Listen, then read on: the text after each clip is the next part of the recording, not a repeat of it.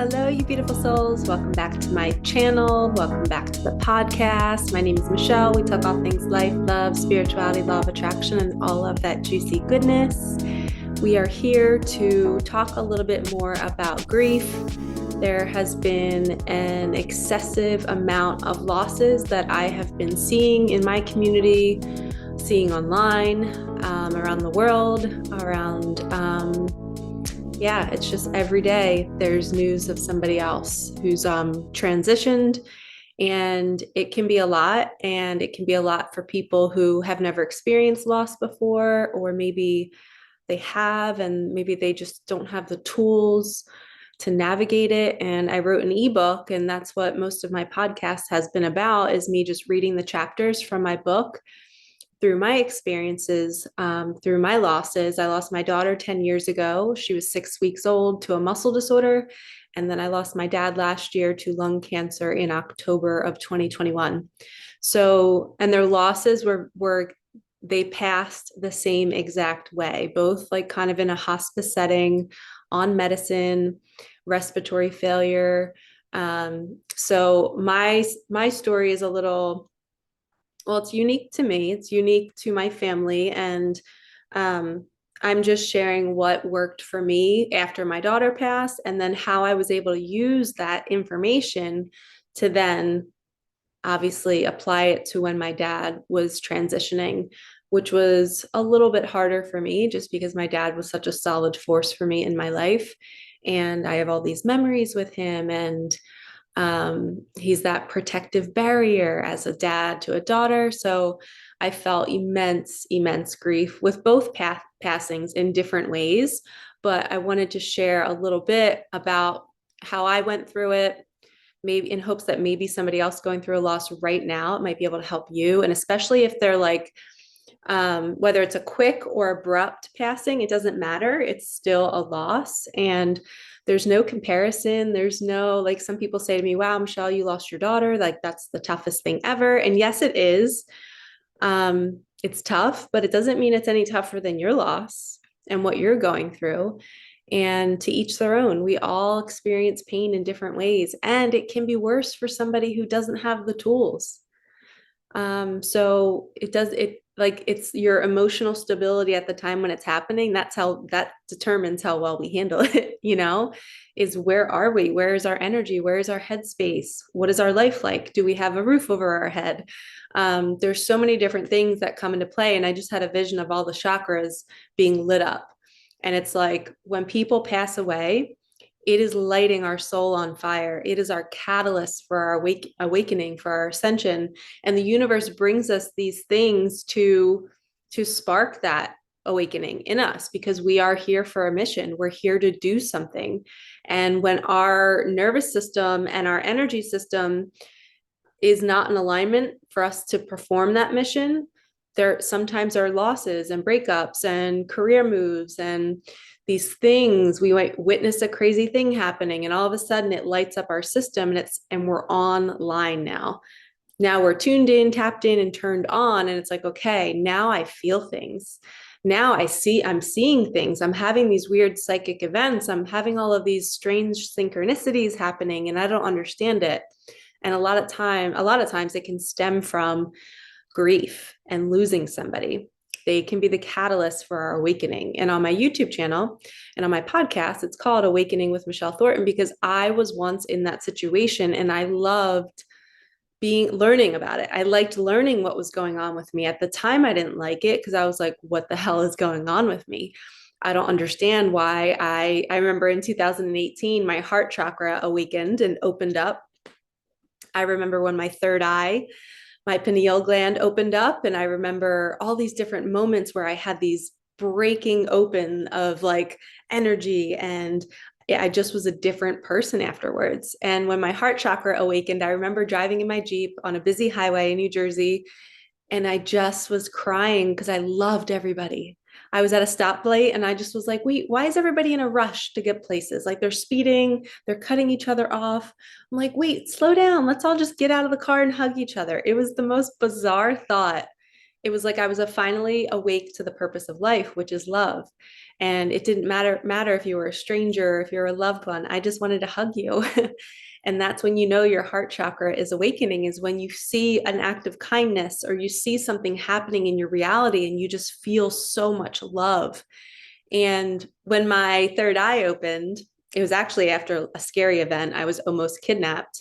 I was walking in a neighborhood and this guy was trying to lure me into his house. He was like, I have this meditation room. And I just was like, what is he doing?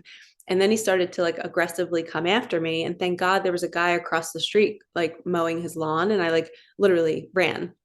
I ran away from the guy. I was what, 35 years old, running away from a strange man. And I even like we called the cops. The cops did a report, but I came home that night shaking, going, what just happened? Why did I just have that experience? Why was I just shaken to the core? And I was laying in my bed and I closed my eyes praying to Archangel Michael. I was like, Archangel Michael, please keep me safe. Please, I have my door locked. I have my door chained. Please don't make that man find me.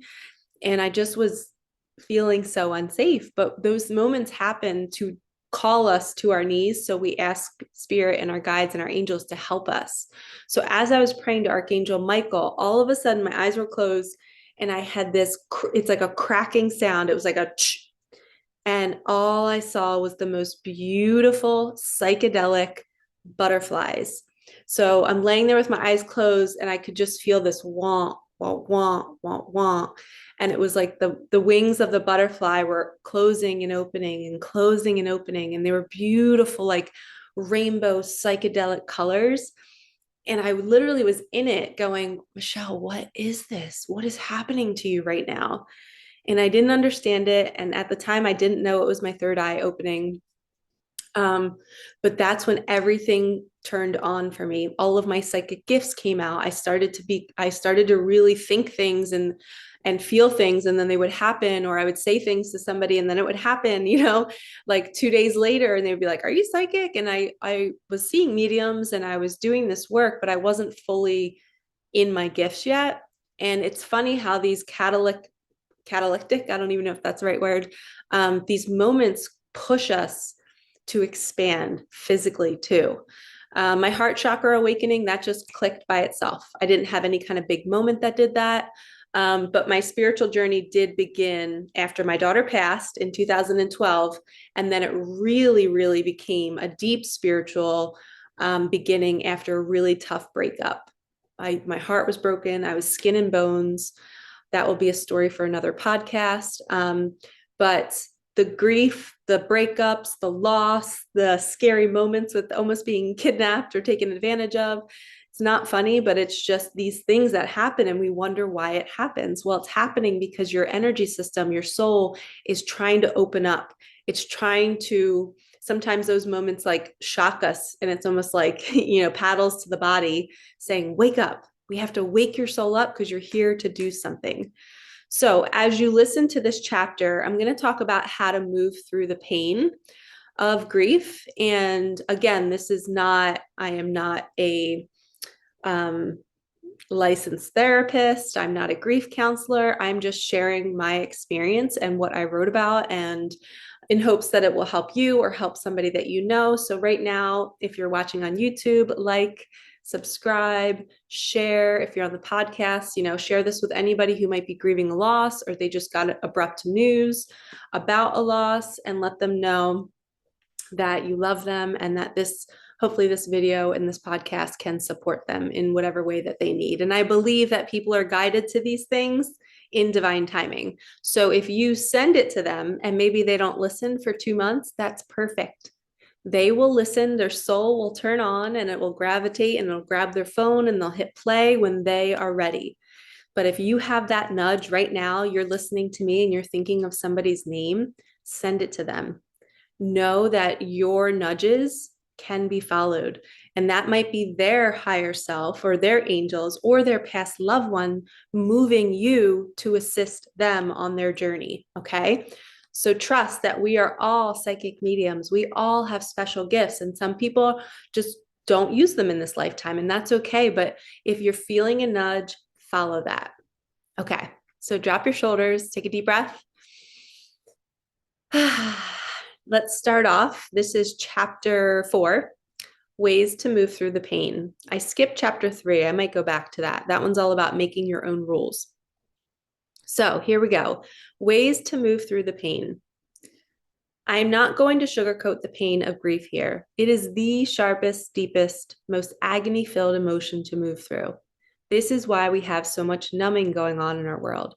People just don't know what to do with this terribly uncomfortable feeling. You get it. It's why you're here. Another reason to be so proud of yourself. You are taking action to help yourself. Way to go. People will do anything to run from it. But here in this book, you will learn how to safely feel and embrace it. A lot of magical things can be birthed through this process. You can even begin to look younger as you heal and release. Who doesn't want that? Am I right? Sign me up.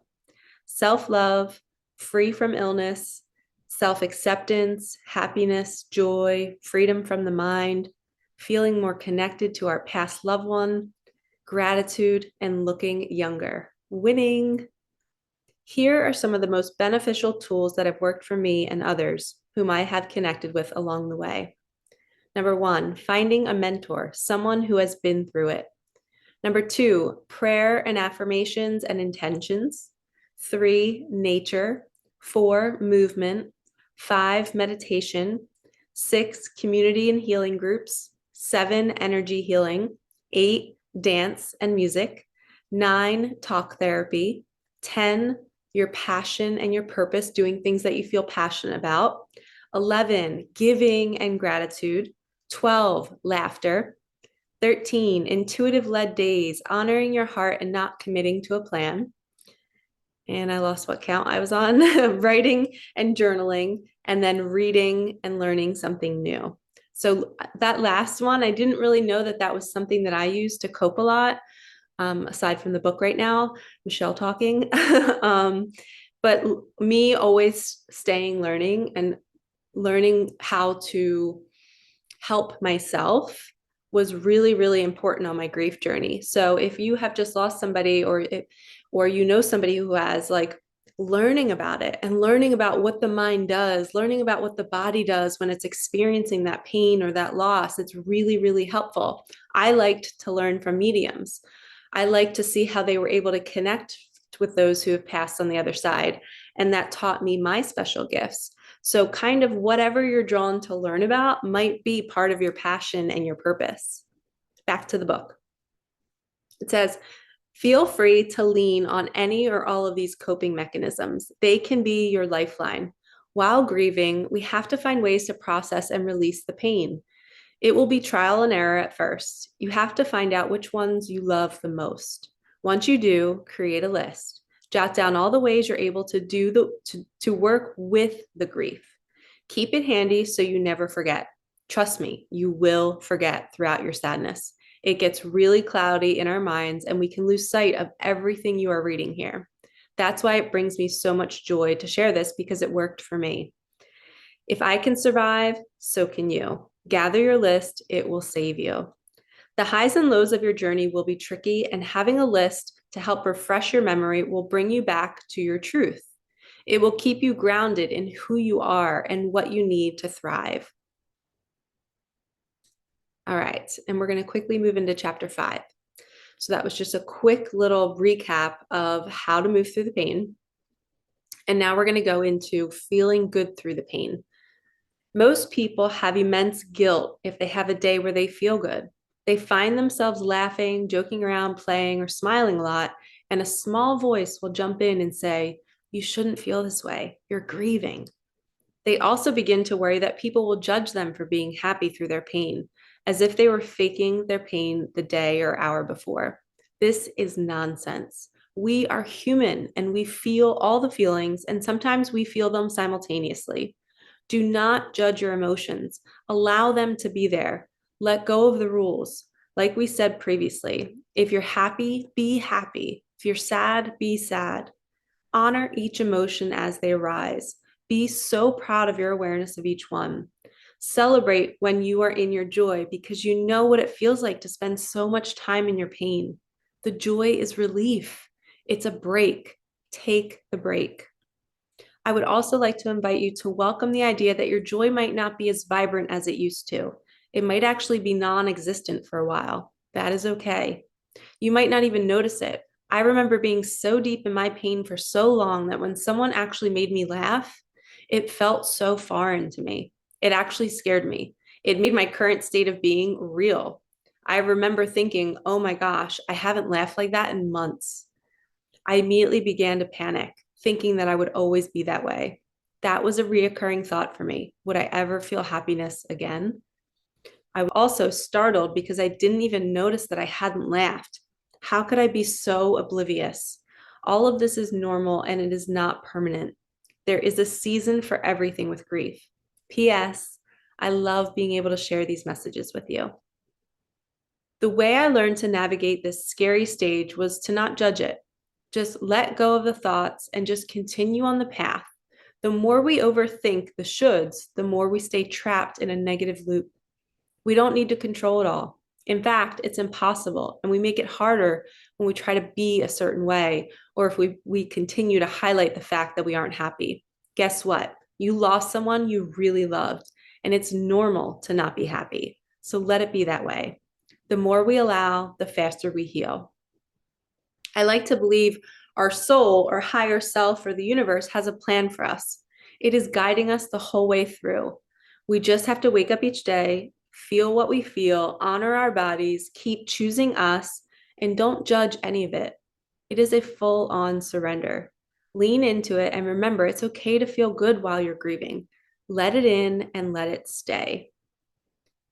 All right, lovies, that was the end of those two chapters. Those two, like feeling good through the pain, that was something that I really struggled with because I actually I really would feel guilty. It's like, oh, I should be sad around her birthday or I should be sad around the anniversary of her passing. And then I started to be like, I was just sad 3 months ago when nobody else knew. Why am I forcing myself to be sad just because a date is approaching? And that really taught me to go with the ebbs and flows. Like when I'm feeling it, feel it. When I'm not feeling it, stay in that joy, stay in that happiness, because it will come and go. And there's totally a rainbow right outside of my door right now. This is awesome. My dad always sends me rainbows, and obviously my daughter too, but more my dad recently.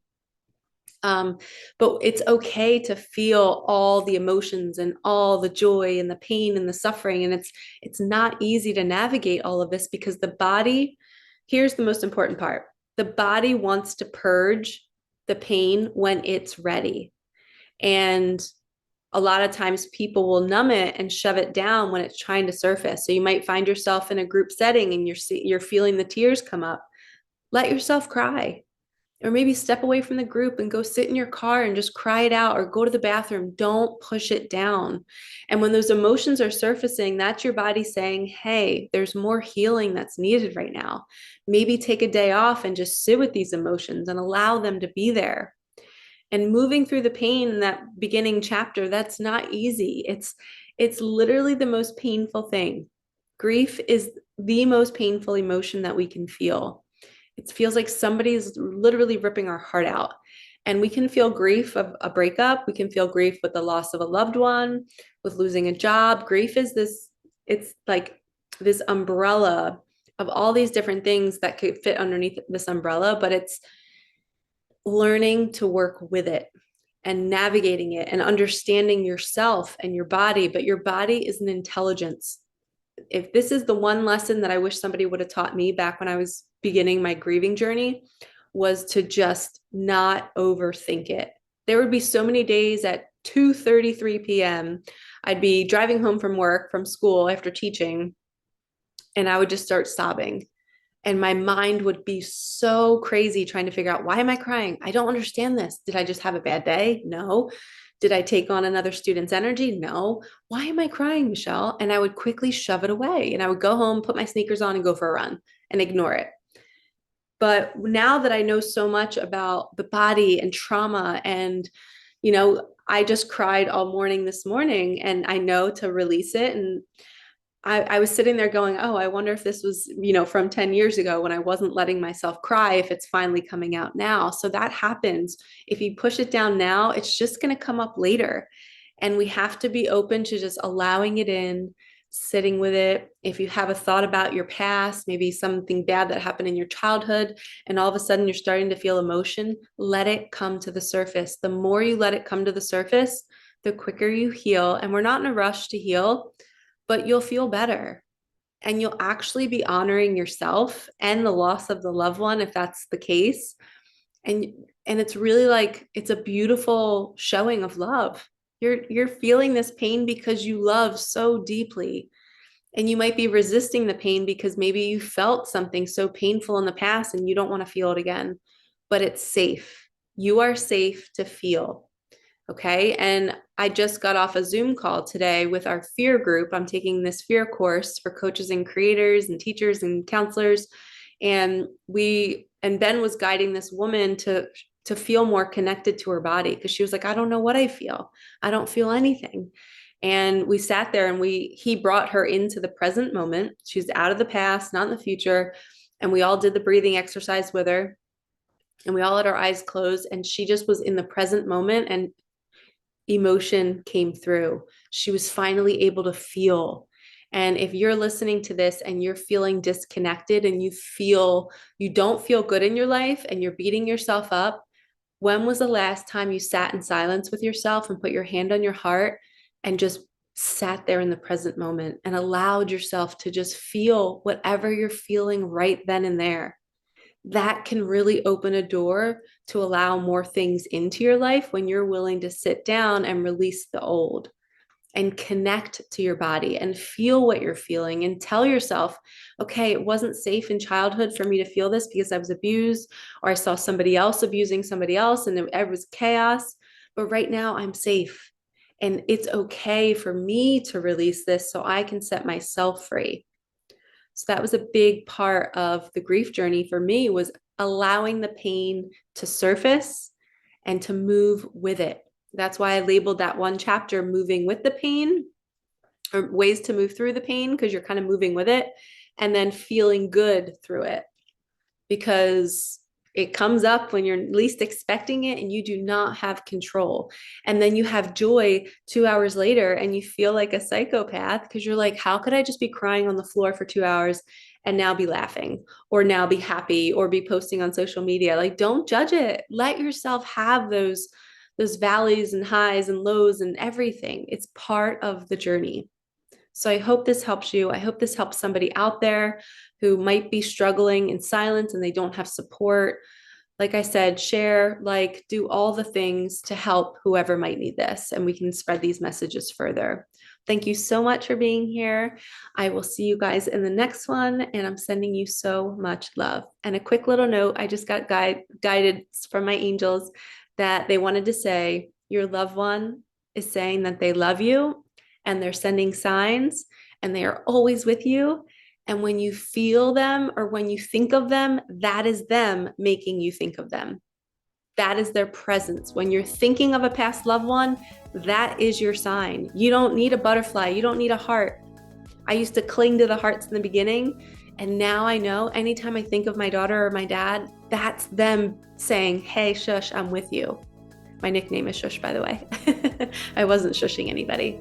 But remember that. That's the final message here. They just came through and said, please tell them I'm with them. Whether it's a dime, a feather, just know that if you're seeing something and then you're thinking of them, that is them, and that is your sign. All right, lovies, I'm sending you so much love. Peace out.